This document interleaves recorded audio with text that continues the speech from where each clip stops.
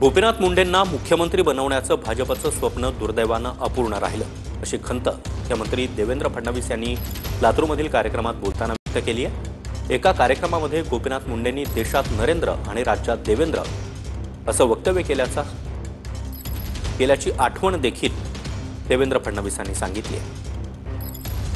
सगळ्यांचं दुर्दैव आहे की गोपीनाथरावजींना केंद्रीय मंत्री म्हणून काही दिवसाचाच काळ मिळाला की गोपीनाथजींनी त्या सभेमध्ये हे सांगितलं की देशात नरेंद्र आणि महाराष्ट्रात देवेंद्र।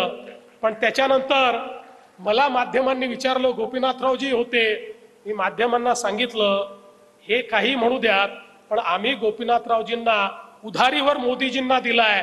विधानसभेची निवडणूक झाली की आम्ही गोपीनाथरावजींना परत आणणार आहोत आणि या महाराष्ट्राचा मुख्यमंत्री बनवणार आहोत। खरं म्हणजे आमचं ते स्वप्न दुर्दैवाने पूर्ण होऊ शकलं नाही।